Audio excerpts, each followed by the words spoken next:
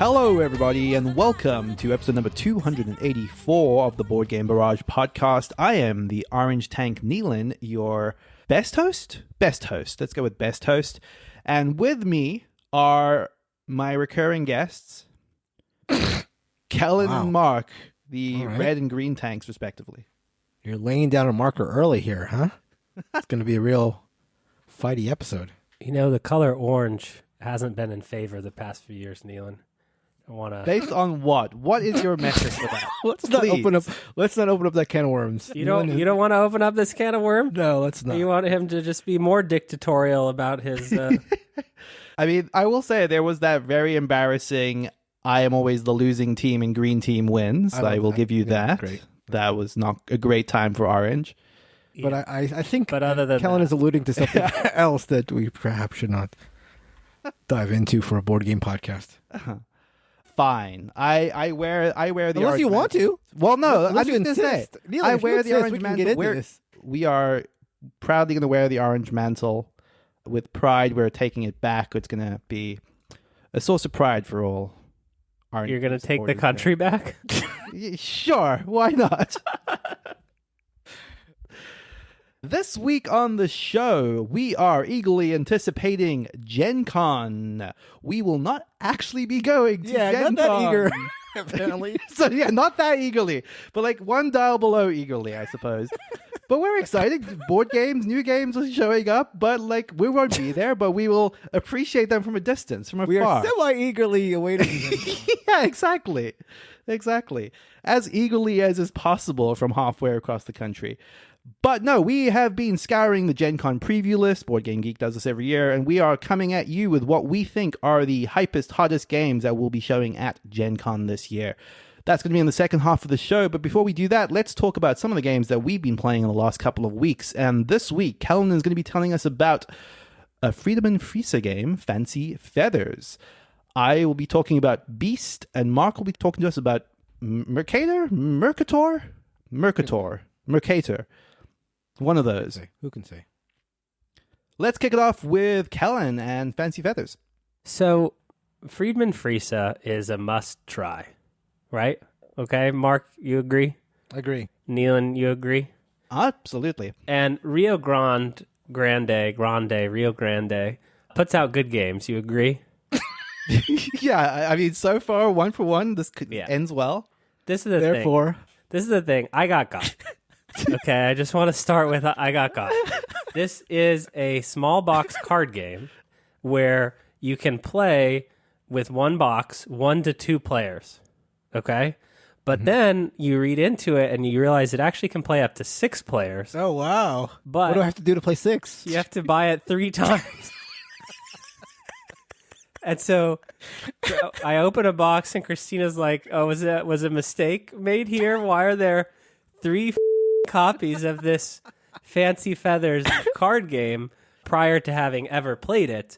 Yes. So what do you do in Fancy Feathers? Fancy Feathers is a very, very light set collecting game where you are making choices about how far down the path you want to go. And then the person in the back of the pack gets to take the next turn. Meaning if you really want something specific, you may be jumping way out ahead and you will not get a turn for a while. How this is different is that when you are in the back of the pack, you pick up the card that you're on and every card behind it, even if you don't want the card. So there are a lot of good and bad cards. So a lot of the game is around jostling and going, well, if I hop to this spot, Nealon's going to get in the back and have to pick up all these weird pheasants. The theme of the game is atrocious. Nealon's into that, though. You forgot that about Nealon. Yeah. So each game you play with 6 of 12 sets of animals. And there are golden pheasants, there are blood pheasants, there are green pheasants, there are peacocks, there are foxes. And then there are also other things in the game. Specifically, there are nests and mirrors and traps. These are all animal types, as well as pheasant farts. That's literally one of the things. And the rule book has a funny thing where there's this guy named Ronald who asks all the stupid questions. You know, like this when is a Friese staple for what it's worth. Yeah. So it's like it goes, yes, Ronald, pheasant farts are regarded as animals too. So it's just like, I thought I was going to have like a sexy fun time with this game. And as it turns out, it's fine. It's totally fine. I can't believe that I purchased 3 copies of this game. There are some fun decisions. Each animal scores in a different way. You know, you've got sort of your classics, right? Which is that, like, for instance, one of the types, you score 0 points for each of that type that you have. But if you have the fewest total number of all animal cards, you score 5 points for each of that card, which is cool. Others have sort of cumulative scoring up to a point, and then it starts going down, so you don't want to get it. Others score in pairs, right? Some you get 10 points for one, but then you start, scoring negative as you keep going. So the fact that you only play with 6 of 12 of these types, provides some level of variability. I've played this at 2-player with Christina, at 3-player with Christina and Neelan. It not only is the structure of, if you want to play with 3 or 4, you want to play with 5 or 6, buy more copies of the game, atrocious, but the way in which that you have to shove out cards and sets of cards is also atrocious to adjust for the different player counts. Neelan, what did you think of Fancy Feathers? I had fun, but it was not particularly inspiring. For a game that took not that much time, we had the sort of the joy of quite figuring it out because it didn't quite make sense in the beginning. Like, you couldn't quite tell how you were actually making choices that were, like, affecting other players, but then we sort of got around to that. And that was at least the tiniest bit compelling of, like, okay, if I move to here, I'm guaranteed this card, and that means everyone will have reduced options because if they come behind me, they get this, blah, blah, blah. But it still just didn't feel like once all of that was internalized, it was that compelling a game at the end of the day. Yep. Certainly not worth the aggravation of the setup. Yeah. I can't even explain how obnoxious the setup is, Mark, because there are sets of 3 within each set. So as in when you play with 3 players, you don't just put 9 blood pheasants in the game. You have to put 3 sets of blood pheasants in the game, and there's an A blood pheasant, a B blood pheasant, a C, and they're in separate boxes, right? Because you've got 2 players, then the 3 and 4 players. I can't imagine playing this at 5 or 6. It would be super, super chaotic. If you wanted to try this, the way you would do it is a 3 or 4 player game, but again, you'd have to buy it twice. So don't be like me. That is Fancy Feathers. I think that, like, absent the Friedman Friesen name, I probably wouldn't have even played it twice. But that's to say, it's still not nothing. And Mark, I think you would probably enjoy trying it. I did wonder, and I do wonder in retrospect, if maybe it's a better 2-player game than it is, like, more than that. Like, I just don't know. I mean, and I played it 2-player. It's good, right. Yeah, because there's some of the tit for tit sort of back and forth. That's how that expression goes. Yep. And there's a little bit of swinginess in the 3-player game where you can just get at the end by, like, Neelan making a dramatic dive past the end, and then you have to pick up everything, which is funny. I think it's meant to be, that's the weird thing, right? Like, what is it meant to be, and why is it sold in the way that it's being sold? Because to me, it seems like a 3 or 4 player game. Fancy Feathers. I got, and my name is not Ronald. So I played a game called Beast. This is a hidden movement game, broadly speaking, and it's sort of in the hidden movement vein that is a little bit like Scotland Yard or Whitechapel, where, you have this network of routes. One player, in this case, the Beast player, is moving through all these nodes by taking hidden movement.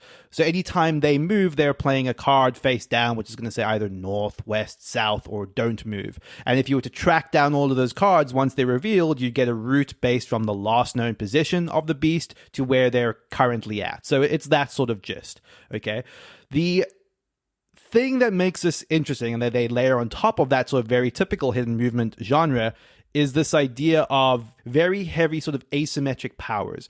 At the end of the day, what you are trying to do, if you are the hunters, which are the other team, you're trying to kill the beast. The beast is rampaging across this land, typically killing villagers. There are different scenarios that sort of dictate what the objectives are, or killing animals along the way.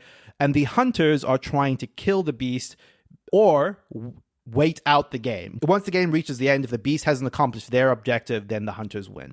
The core mechanic that drives all of this, that I thought was really interesting, is pretty unusual for this genre of games, which is primarily card drafting.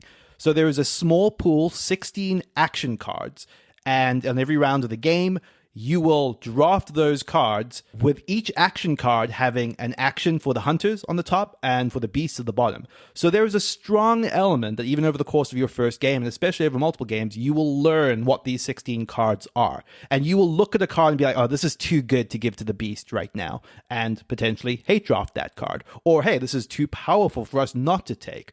Or if you have your hunter player sitting to your left, you might be like, yeah, I'm going to leave this one back because I know it's going to be more useful to that person on my left. So there's a lot of very clever stuff that just comes for free by virtue of the mechanism. I love drafting when it comes with small card sets. This is something that Inish in particular does really well, for example. And I think it actually works really, really well here. On top of that, every hunter has unique cards that always go into their hand, as does every beast. There are 6 different beasts, and what you are doing over the course of the game is moving around, if you're the beast, attacking villages in order to secure them for your objectives, in order to get what is effectively experience, but the game calls grudges, which you can use to unlock new abilities. For example, upgrading the damage you're doing through attacks, triggering off abilities that might make your summons, because each of the beasts have sort of special summon creatures that they can move around the map as well. Or if you're the hunters, giving you the ability to move quicker across the board. So as you're doing this, and as the beast is moving around secretly, the hunters are kind of trying to follow its trail. Every time you cross a point where the beast has been previously, you get notified of that. So you get notified of when you're on the beast's trail. You're trying to preempt where it's going to go next, set up traps there potentially, or get ready to get there quickly and attack to deal enough damage in order to win the game. Some other mechanics around visibility and the abilities the hunters have, but I think a lot of that is kind of in the joy of discovery of it. There are 6 different beasts, each with special abilities, different summons, that sort of thing. So there's a fair amount of variability in this game. I really, really enjoyed my first play of this. I thought it was really solid and introduced something to the hidden movement genre that I didn't know I wanted, which was kind of this, it's going to sound like a negative, but this just amount of stuff bolted on top in a way that I don't usually like. Like, I generally like the purity of simple games, but this being a more thematic game and using hidden movement as its base actually added something that I kind of have always felt, which is a little bit lacking from hidden movement. Hidden movement often has the problem that it is just a repetition of the sort of slow, steady deduction. You'll never be able to deduce it exactly. You wait for the reveal, and you say, oh, I was wrong, or oh, I was right about the route you took. But this allows you to get very creative with sort of hedging your bets about, like, okay, if the beast shows up here, we'll have him pinned with this trap. Oh, if the beast shows up here, we'll be able to get there to counter the movement of that. And the best thing about all of this is all of that communication is public. So as the beast player, you're kind of listening to the plans of the hunters and sort of trying to circumvent them in interesting ways. There is a fair degree, I should warn, of just kind of like, what's the word for this? Just kind of like surprise mechanics. Like, oh, I will play this card, which is like a card I acquired. There are these talents that either player can acquire and items that the hunters can acquire that give powerful effects. And sometimes those can lead to like game-winning results. And you sort of have to be okay with that. It is a thematic, splashy game with big moments. But I thought that the core of it was really solid, and I'm excited to play more of this. It seems to be pretty popular on the Discord as well. Some of the listeners who've played it, I saw you talking with them on the Discord, and it seems to be pretty overwhelmingly positive reviews so far, at least on that front. Absolutely. And the thing I'm happy to see is that each one of the beasts does seem to like add a very different, idea of like what you're up against, what its capabilities are, whether they're summon heavy, whether they're movement or attack heavy, that sort of thing. And then part of the game begins even with finding the right composition of like hunters. And like, okay, what do we think we're going to need to take down this particular beast? Obviously that becomes more apparent through multiple plays, but the fact that that's there is cool as hell. Okay, and I've already done this to you on the Discord, but I'll do it to you again. Hidden movement, right? Yeah. It's a genre. People like the genre, and then every couple of years they say, oh, they come crying in and saying that the world has changed. We finally have a good hidden movement game. What was the sci-fi one that you made me play that I wanted to die? Was it PsyOps? Something like that. Spectre Ops. Yeah, so Spectre Ops, the boy who cried, hidden movement is good again. Spectre Ops. Then we start hearing about mind management. Mind management, it's changed the game. Hidden movement will never be the same. Let's not talk about Fury of Dracula, which you couldn't shut the up about, but we never played anyway. I didn't even play that. Yeah, that's what I'm saying. And here we are in 2023, and you've got Beast. Yeah. Okay. And it's changed the game again. How can this game keep changing, Neelan? So here's the simple answer, Calvin. We're living in the golden age of board games. Board games are better now than they've ever been. They're constantly getting better. Yeah, who are you for that one? This is just the natural... You citing yourself? You're quoting yourself? One thing I will say about mind management specific, because I was guilty of saying this, like, hey, mind management is a hidden movement game I like. They are pretty different games. Mind management feels to me more of like an abstract logic puzzle to some extent. This is much closer to the classic, like I said, Scotland Yard, Whitechapel, route following, as it were. It does just feel like the version of those that I want to play. I do think that those both coexist to some extent. Sure. Is this a Brandon game? Yes, I would say that absolutely. Okay. I would not call it Ameritrashy because the mechanics are quite, like I said, it's all card drafting, no die rolling or anything like that. So it's not like Ameritrashy in that sense, but it is a big thematic game. Yeah. And for those who don't know, we have a friend, Brandon, and sometimes I can kind of like figure out who a game's for by like thinking if he would like it. And again, it's not an insult. You could take it as it's like definitely not. I love Brandon, but it's like, does this work at Kellen's house or Brandon's house would be like a good designation. And so I'm not going to run out to play Beast. I don't think it's going to change my mind. I still think the best hidden anything I've played is Escape from the Aliens in Outer Space. I think that's an excellent... That probably doesn't, because of the... it's social and more of a party game, I would say. But I do think that... party games aren't real games, according to the Orange Man I didn't say that over at all. there. But that is Beast. This is quite lovely, and lovely also art and presentation on it. I'm looking forward to playing more of it. Mark. Yeah, before I talk about the game that I did play, just a quick few words about a game that I'm currently playing. I hoped to get it done by today's recording, but still not there yet. I'm talking about Mr. President, the game from GMT and Gene. Oh God, Billingsley. you too? So again, I'll review this hopefully on the next episode, but I wanted to say a couple things about it because it's sort of in the public zeitgeist and the board game zeitgeist now. And so, I just wanted to do a quick bit of coverage here. So I think the best way to sort of describe what Mr. President is a solo game. So this is solitaire only, where you're playing, surprise, surprise, the president. And I think numbers are the best way to sort of get the vibe across what we're talking about here. So this is a game that has 650 counters, has 4 player boards, so 4 game boards, I think literally 10 rule books. And it's a game that I have been playing now I set it up on Saturday, and I am 1/4 of the way through. And I've been probably playing it for something like 5 hours, 6 hours, something like that. And so 6 hours, quarter way through, 650 chits, 4 game boards, 10 rule books. And so you need to know that going in. I saw your photo of this with just the setup before you started, and I'm very glad that you were the one playing this. This game is going to eat your table. And I think the best way to play this game is, and again, a more thorough review on the next episode, but the best way to play this game and the way that I've been doing it is, as I said, I sort of set it up on Saturday, I have the game set up on the table, tucked away, and I've just sort of been revisiting the game here and there and playing it for half an hour at a time. Don't know how I feel about it yet, given, again, I'm just a quarter of the way through, but I have to say that early feelings about it are quite positive. It's going to be very, very player dependent. Like, if this is your thing, and I think it might be my thing, you're really going to like it. But if it's not your thing, it's just not going to work out. But again, I just want to stress, if it is your thing, and I didn't even know this was my thing, but I'm starting to discover that it might be my thing, and I'm really, really liking it so far. But isn't it just like the nature of having to punch all those chits and read all those rule books, and the fact that you haven't already seppuku'd out of it, right. Isn't that already not like a sunk cost, but it's like if you get 4 hours into playing it, you might as well finish. You're gonna like it because you've grappled with it for so much. So that's a very good point. Very good point. However, I will say, okay, look, the setup time is insane, especially the first time. Obviously, punching out 650 chits is a lot, okay?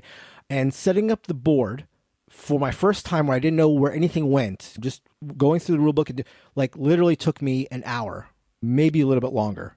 Hour is probably conservative. And so that part is right. Like, if that part's going to drive you crazy, then yes. And I think you'd get faster with more plays in terms of the setup, but you're not going to set this up in 15 minutes under any condition, okay? However, the other big thing that Cal sort of mentioned is, like, the amount of rules, right? Like he said that if you're going to read 10 rule books, then you probably are committed and whatever. The thing is, one thing this game does a really, really, really good job of is realizing how dense it is and really making it so that every decision you make, every sort of turn in the game is very, very, very bite-sized.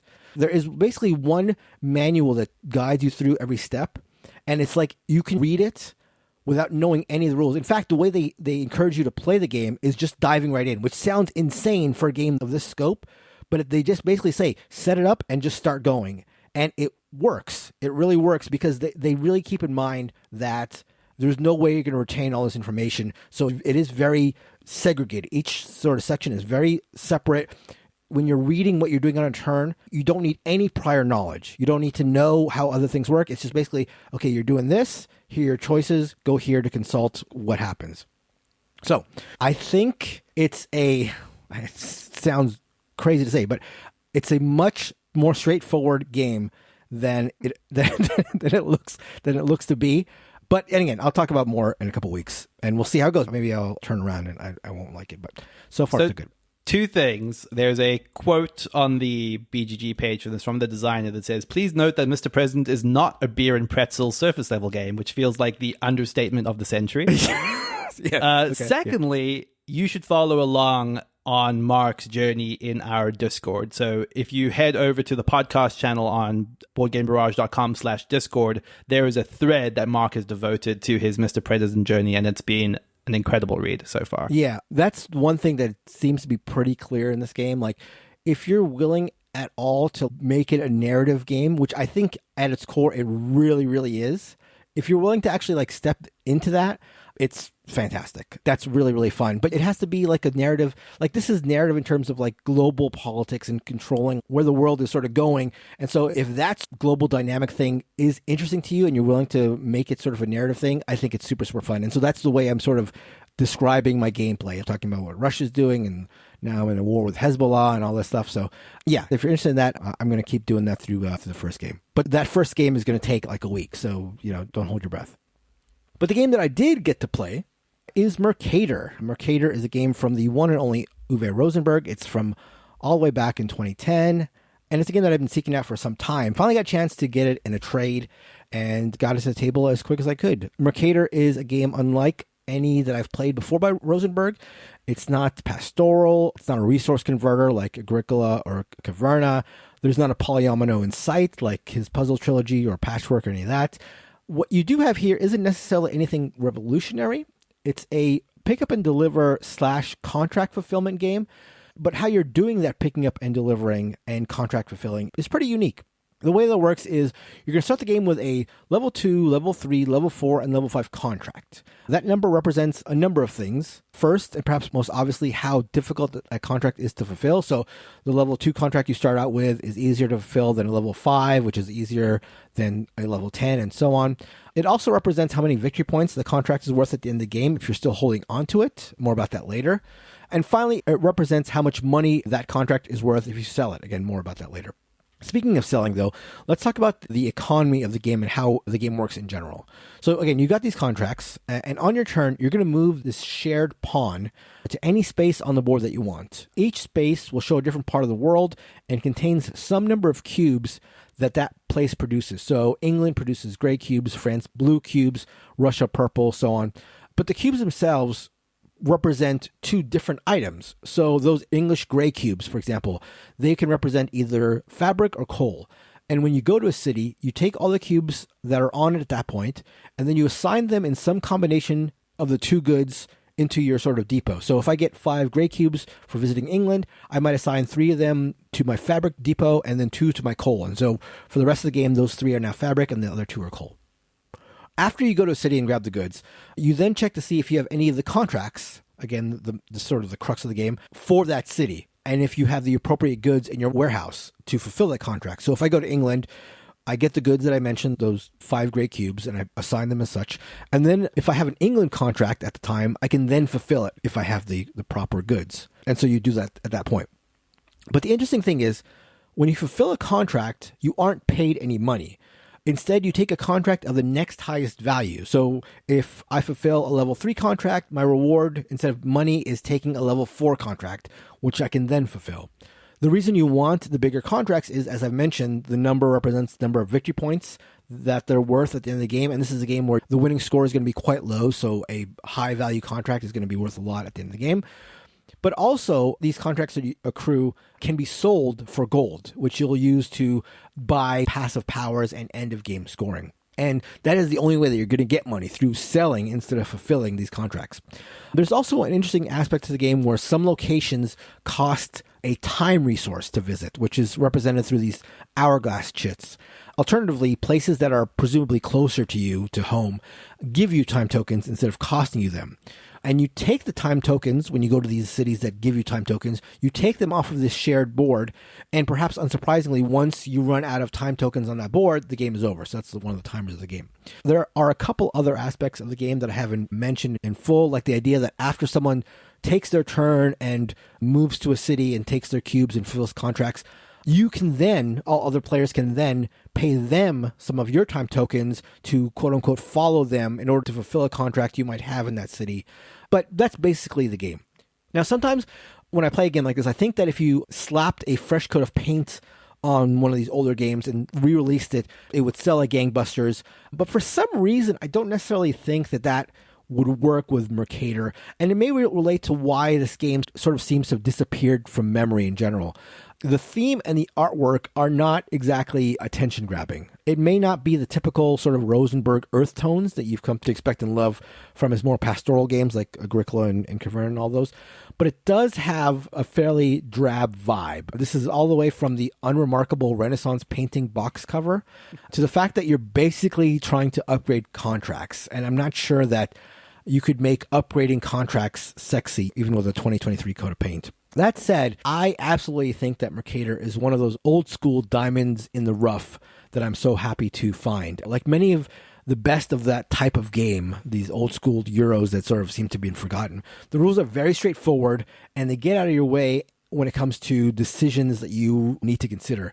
And as boring as the idea of contract upgrading is, it does feel unusual and fresh. For as boring as the theme is and the art is, a game about contract upgrading is interesting. And the way that it's implemented is really sort of interesting and lends to a lot of good, hard, but very clear choices. It is quite a hard game, unfortunately, to get your hands on. But if you can find it, don't let the cover or the description or any of that dissuade you. I think it is a really, really clever, really quick. I think the whole thing was done in about 45 minutes, maybe an hour, but really, really fun game. I would absolutely recommend Mercator by Uwe Rosenberg and Lookout Games.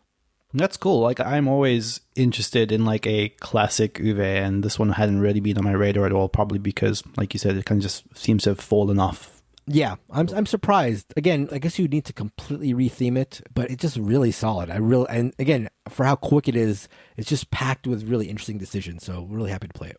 Nice.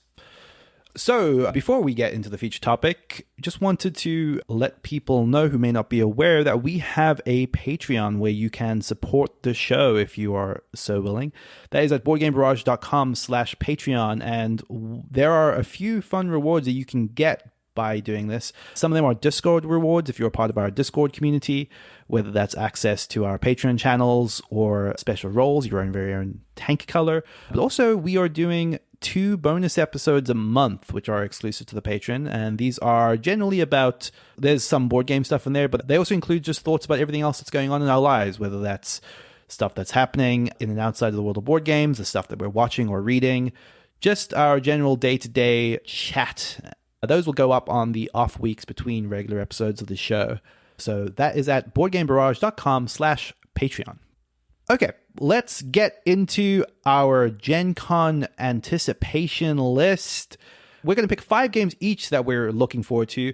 We've already made sure that there's no crossover on these lists, which means we'll sometimes have multiple people who are jazzed about this game. But let's start off with Kellen and your 5th most anticipated game from Gen Con. Yeah, so we are in the golden age of trick-taking games. LOL, ha ha ha. And Pandasaurus has a new one coming out that I have my eye on, and it is called Aurum. Aurum. It's funny, if I'm stumbling on this one, it's just only going to get worse. This is Aurum.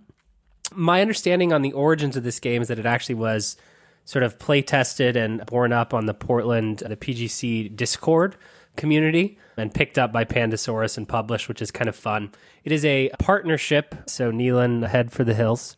Neelan's out if it's a partnership. You know, that could explain a lot of things about your dating life, but we won't go there. Wow. And, you know, it's a very simple setup. You're bidding on how many tricks you think you can win. One of the gimmicks is that it is a not follow game, meaning that you cannot play a card of a suit that anyone else has played.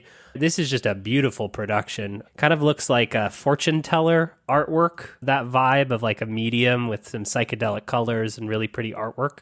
Just one that I've heard really good things about. There's some sort of gold system within the game that increases some of your options, but one that I'm looking forward to picking up and trying, Aurum from Pandasaurus.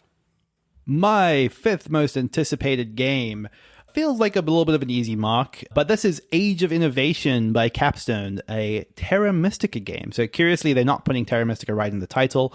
I guess that's not unlike Gaia Project, I suppose. But this, similar to Gaia Project, is a re-implementation of Terra Mystica. I think this one in particular started off basically as an expansion for Terra Mystica, but evolved into its own standalone game.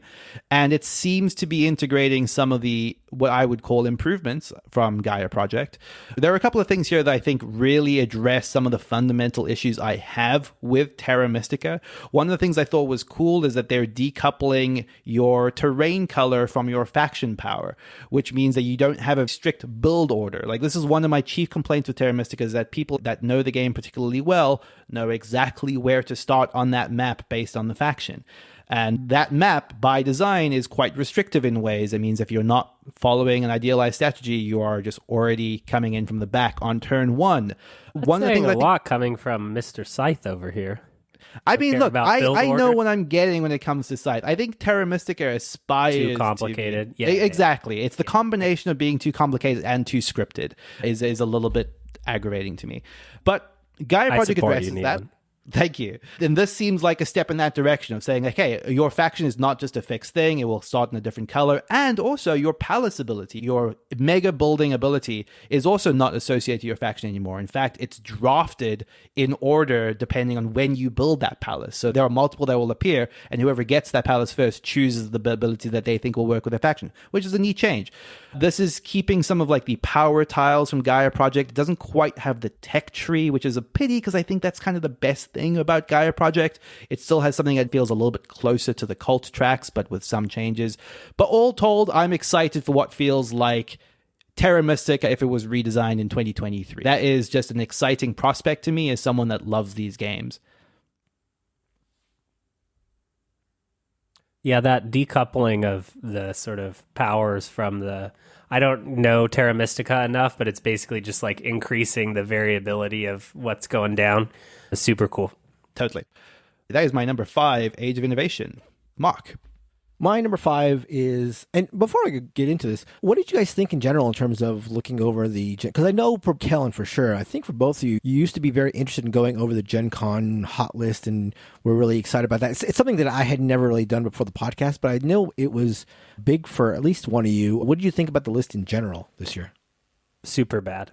I don't want to pour like buckets of water. I can pour them on the two of you, which is like I did with the dating comment, which I regret, Neelan. But pouring it on the audience is not something I typically like to do.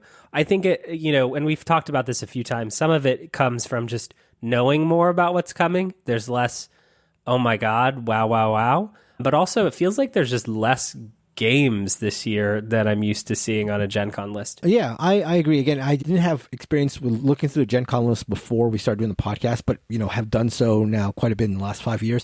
And it was sort of hard for me to come up with my top 5. It did feel especially bare. And I don't know why that is, but I did have a little bit of trouble. The thing that stuck out for me particularly is less games from, I think, our big hitter designers. Yeah, so that's true.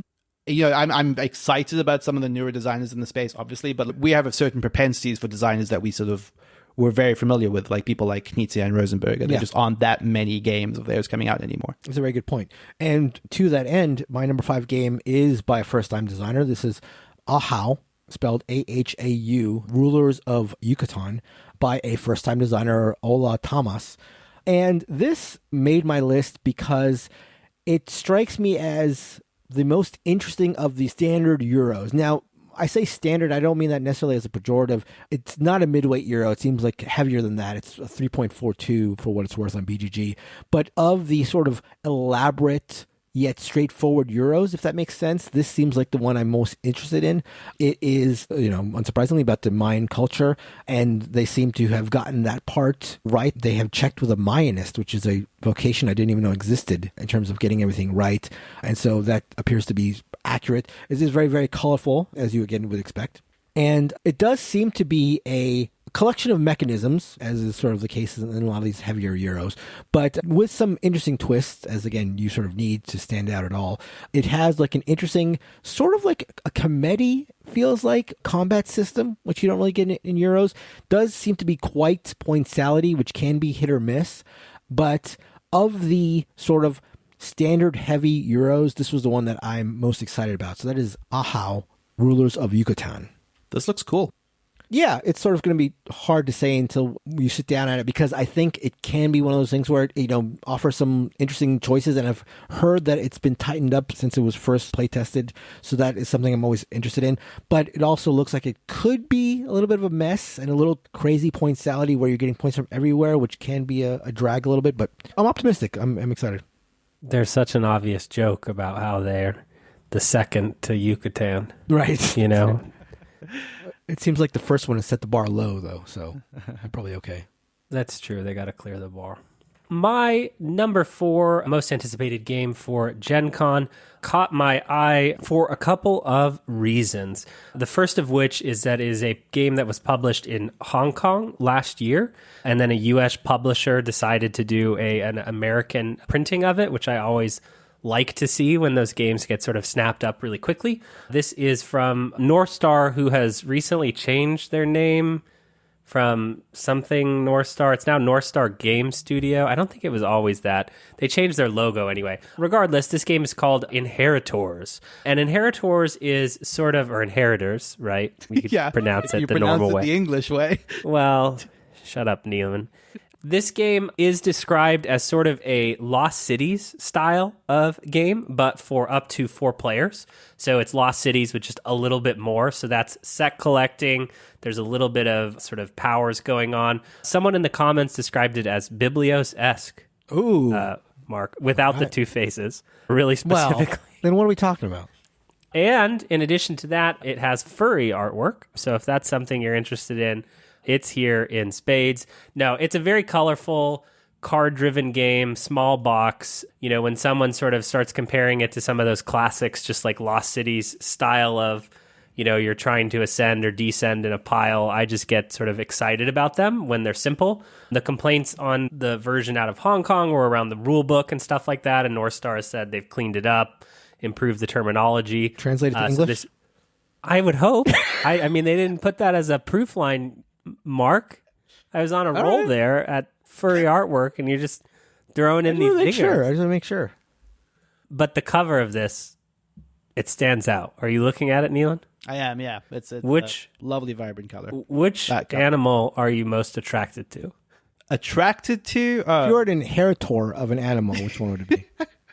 I mean, I identify most with the majestic lion, obviously. Is that a rabbit in the top right with like a... Some sort of like cat, maybe? You know what? Yeah. I sort of like, you said it's sort of like, supposed to be a Lost Cities type of game, but with more players, like up to a 4-player game. It would have been really cool if they had made a up to 4-player Lost Cities in the past. That would have been, it feels like a niche that was open for what? Like, you could almost be like rivals in it. Like, you could like, all 4 other players could be like rivals for the Lost City. That game... Okay, Mark. What? You're not cynical enough. That game was Lost Cities in name only. What? It was good. It was Lost That game Cities. was nothing like Lost Cities. What are you It talking was a about? completely different Oh game. my gosh! It was about being a rival. Mark, come on. About being a rival. This is my section. Okay. Stick to the script. I was just saying, I wish they'd made like a 4-player Lost City game in the they past. did. It's called Inheritors. Yeah, okay. No, I'm Coming out of glad. Gen I'm happy Con. about it. Yeah, happy about Good. it. Okay. Jesus. My fourth and most anticipated game is both very much not a Mark game because it is steampunk.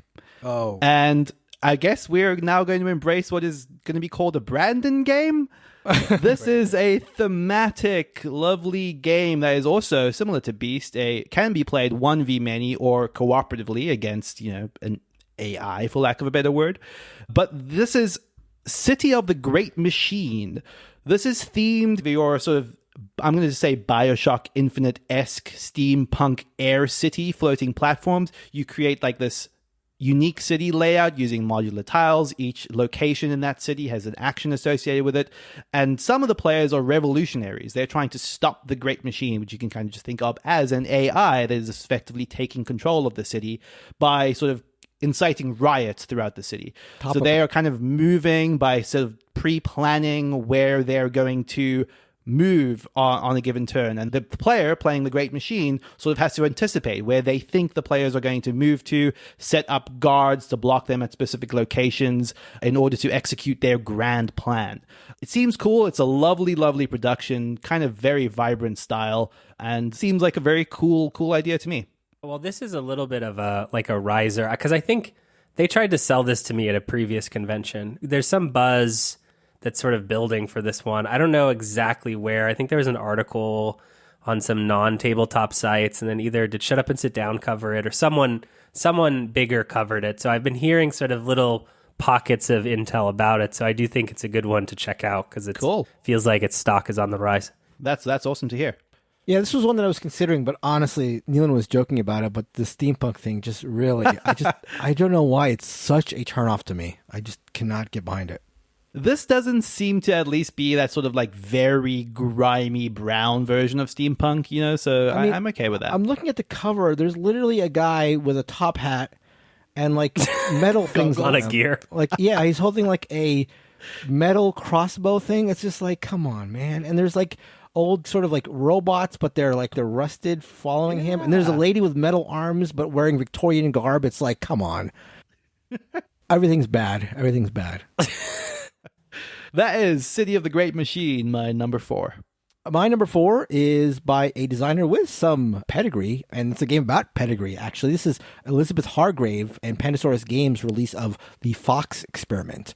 The theme is what got me initially, not to mention, obviously, Elizabeth Hargrave making it, but the idea that this is about breeding foxes to be domesticated sort of like dogs. So the idea is that you are acquiring foxes and then breeding them and then rolling the dice based on their genetic makeup. Like different genes will give you different dice to roll, and then you're rolling the dice and that sort of will produce the offspring. And then once you produce the offspring, then the genes of the offspring become the sort of like genetics that the next generation is based on. And so I just like the idea that you're sort of like engine building, this interesting sort of linear way where you're taking parents to make the next generation, and then that is going to determine what kind of dice you're going to roll for that generation and so on. It's got a cool dry erase marker thing, I guess, where you can keep track of the genes that have been spliced together or whatever. But it's a game by Elizabeth Hargrave. Obviously, Wingspan was a huge hit. I even liked Mariposas, her follow-up.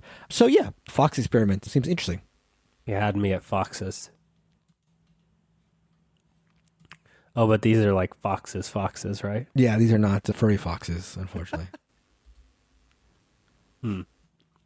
My number 3 most anticipated game of Gen Con comes to us from one Phil Walker Harding. Ever heard of him? I have. Baron Park, Imhotep, Sushi Go. Okay. This comes to us from a great publisher, Space Cowboys. Ever heard of them? Splendor Duel, Splendor Marvel, Cities of Splendor, Skull. Okay, they have other good games. This one stuck out to me for a couple reasons. One, I'm a sucker for card games. I'm a sucker for fantasy art. There's a dragon on the cover of this. It looks like some kind of basic tableau builder, but with the little twist of you are collecting powers and you can use them early in the game for their ability, or you can save it for later in the game when they fully powered up, which is something that I really like from Guildhall, another game where you're sort of grappling with this idea of like, I've got one of this set, should I unleash it now or wait until I have more of them? This one doesn't have a ton of information on BGG yet, but Phil Walker Harding is a person that I will always try their games. Real quick, Callan, did you say the name of the game? No. The game is called SpellBook. Ever heard of it? Now I have. And in addition to that, I guess the way in which, well, and this is all marketing talk, but there's 2,100 different spell combinations. So there's some way where you're combining the cards that you're getting. So by the end of the game, you have a sort of powers or different powers. How big is this game? How many cards are there? 2,000 combinations. There must be. Yeah, I think there's only like 80 cards, which I find. Did you know that, Mark? You knew that? Probably. I thought that would be the case. 2,100. Okay. Let me tell you. But yeah, no, just bright, colorful Phil Walker Harding. It's the combination of the publisher plus the designer that makes me go, yes, this is not going to just be a waste of time like many of the games coming out at Gen Con this year. That is SpellBook, my third most anticipated game. My third most anticipated game is a game called Tesseract by Smirk and Laughter, which is one of the offprints of Smirk and Dagger, who have done some great stuff in the past. Tesseract is a cooperative puzzle game. The central component to this is a cube of 4 by 4 by 4 dice. And those dice are in 4 different colors. And ultimately what you're trying to do is remove dice from that cube in the middle of the table in order to contain them in all of the different configurations. So once you have all 6 faces of all 4 colors of dice, you've cooperatively won the game. But to do that, you're manipulating this cube in the middle in a sort of a spatial puzzle style where you're only allowed to remove certain cubes, and then you're sort of using powers to like modify the arrangement in certain ways. You take those cubes, you put them onto your lab, and once you have either sets or runs of different colored dice or different numbers of dice, then you can move them to the containment area. There is also this ongoing threat system that is happening every turn where if you're not moving dice from like the threat area, they're having negative effects that will affect all players. So it's effectively like this kind of, I'm going to say pretty gimmicky, but an interesting gimmick puzzle mechanic built around what I think is kind of a cool central idea.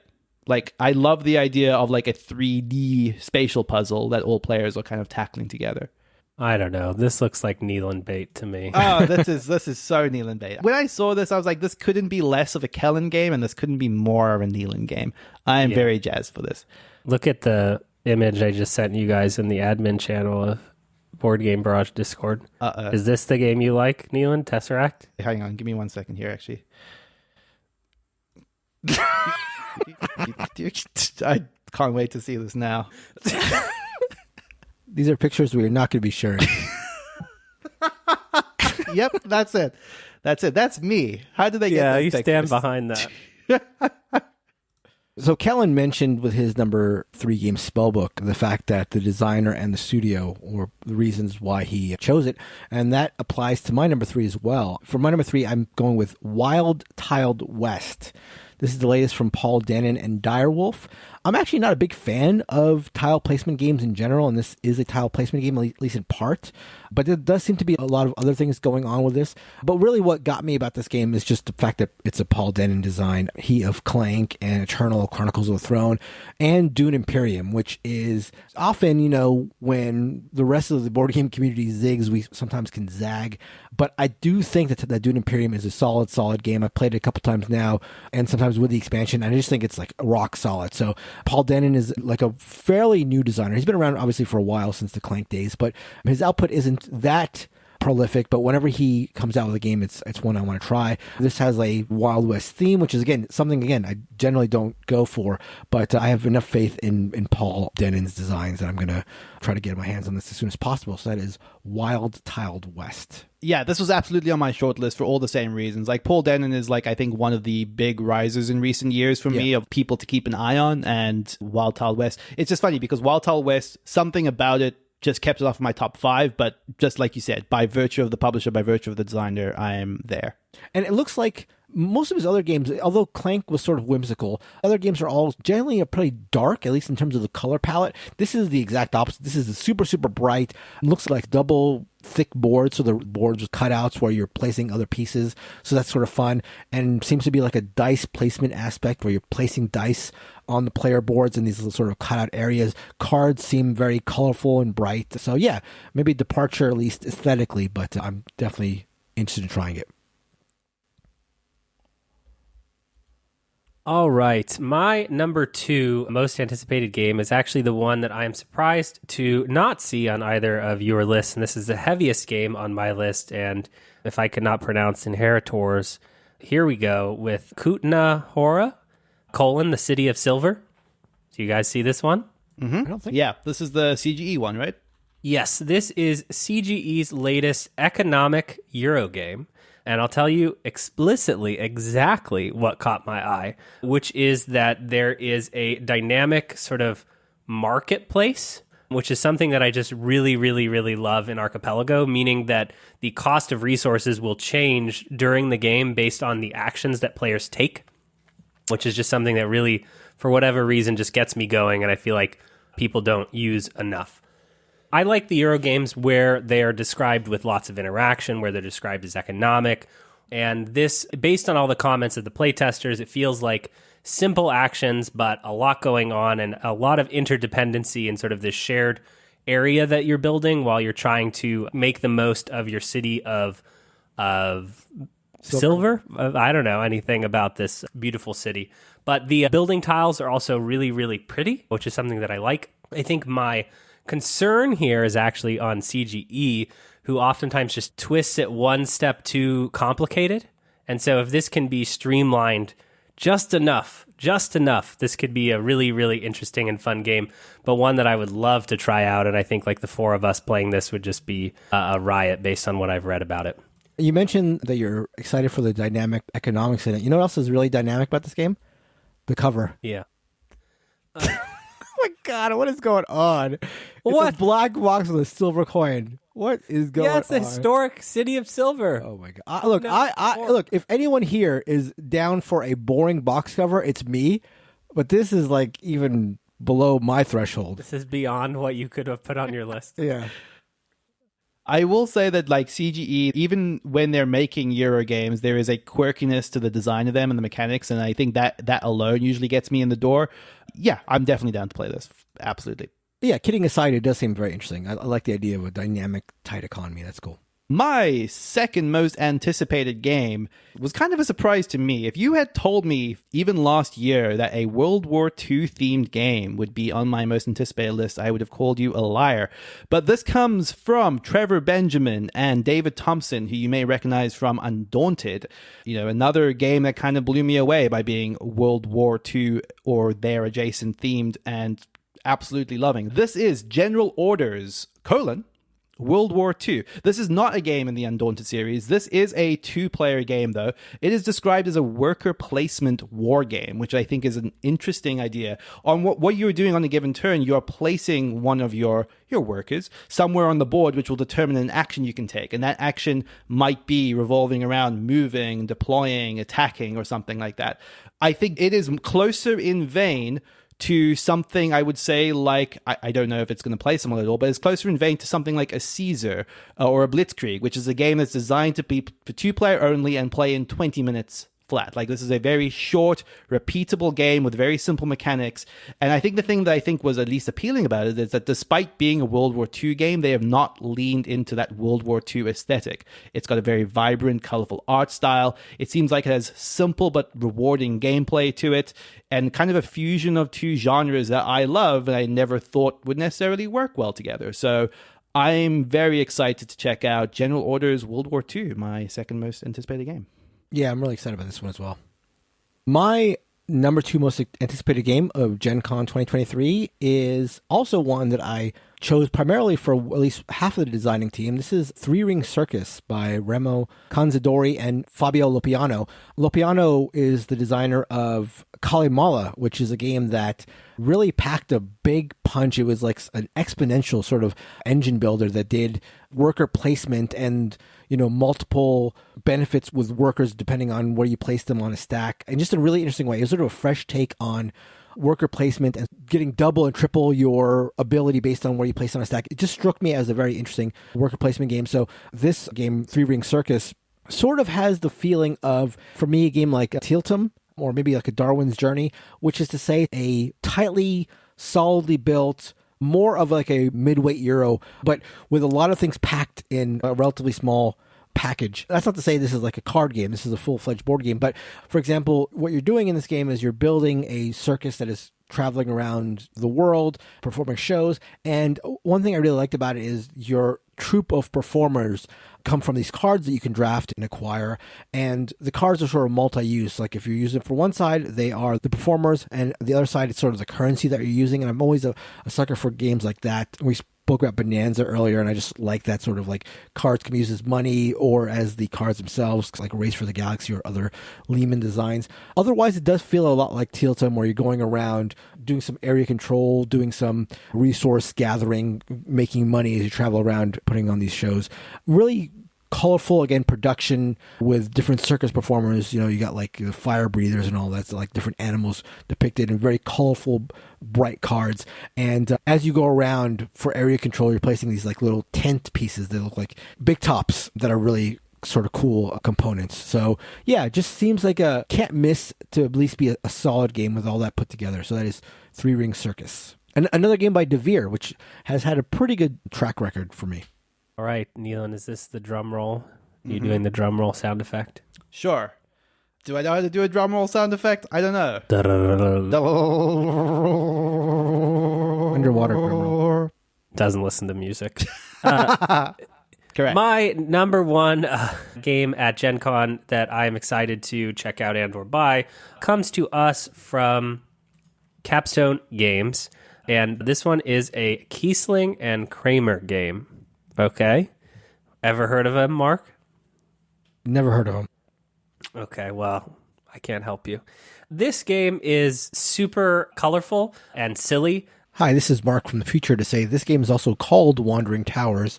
I just say that because Kellen forgets to until the very end. And what immediately caught my attention is the 2 to 6 player count, which is something that you love to see. And in this game, you are basically... You've got a bunch of wizards. You're trying to get them around this circle and back to this starting tower before anyone else does. But on your turn, you're moving your wizards or you're moving towers. Why that's cool is that when you move a tower, you're moving all the other wizards from other players that are also in that tower, but you're also trapping other people's wizards where the tower moves, and then they can't get out from underneath this tower. And so there's sort of a 3D effect as towers are building up and up. There's a memory element where you can't look to see where your wizards are once they've been covered by the tower. This is based on basically like Parcheesi, right? But except you're not rolling dice, you're choosing cards, you have some control over it. It's a chaotic, light, family game that is talked about as short and mean. It just looks like silly fun. The art is vibrant and colorful. There's been a lot of buzz. I believe this came out in some foreign markets previously. One that I'm just super, super excited about. Nealon, I know you were excited about Wandering Towers as well. Yeah, this is one of the games that got knocked off of my list. I was also jazzed for this. Like, this is simple and sweet Kiesling and Kramer, like, done right, where it's like you can tell that there is just like a lot of thought into this design and keeping it as simple as possible while also just keeping like what is core fun. You just like, move a tower, trap another player, suddenly they have to now remember where their wizards are, you're getting a benefit from trapping them, pick up a whole stack of towers, move it somewhere else. Just a very simple, like, interactive, like you said, family game in a way that I think seems really, really fun to me. Yeah, these are the games that you end up playing like first at game night, and I end up having the most fun with, where everyone is playing and you take it way, way, way, way, way, way, way too seriously. Yeah.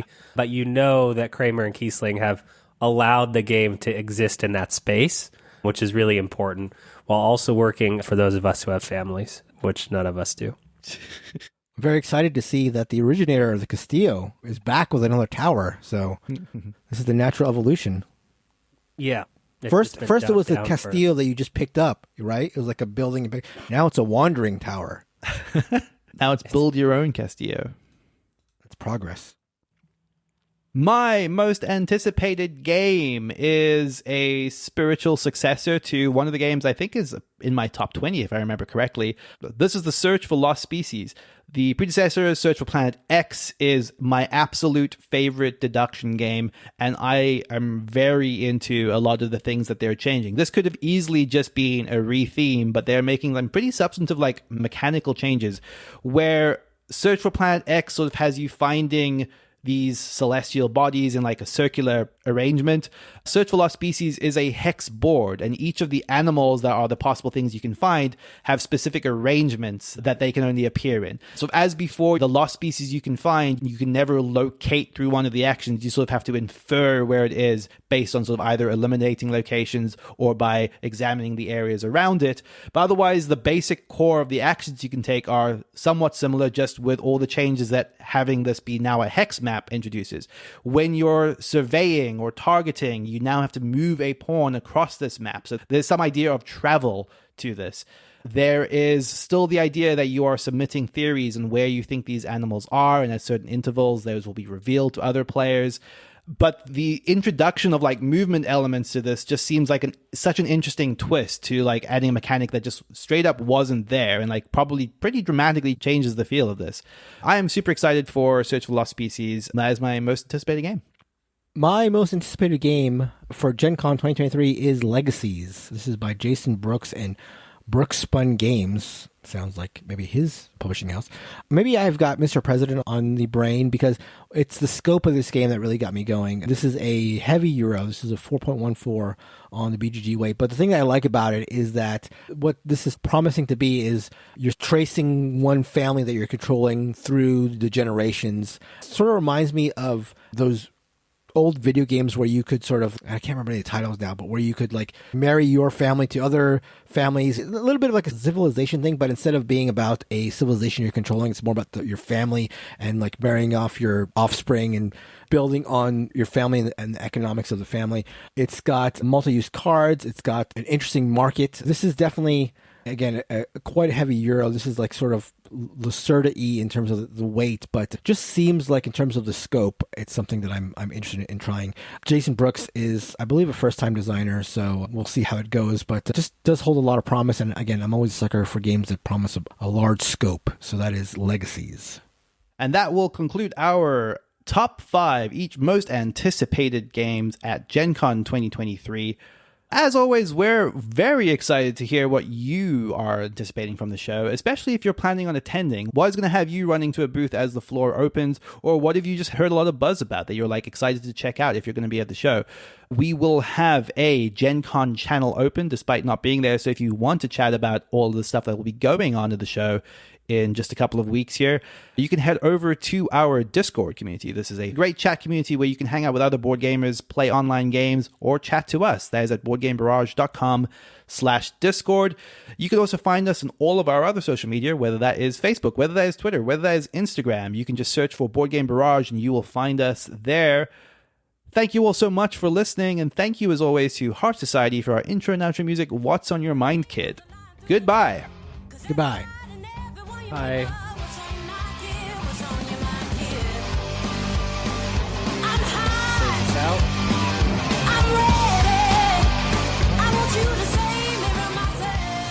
This week on the show, we are going to be talking about some of the games that we've been playing in the last couple of weeks. Wait, how do we normally do this? We talk about the topic first. But before, yeah. That's not Makes precious. Sense. It could be, no, but it's just funny. As I was saying it, it's like as it was coming out of my mouth, like something is wrong about this. Something is wrong. Live a little. Go the other way. Oh my gosh. Do it completely backwards? No.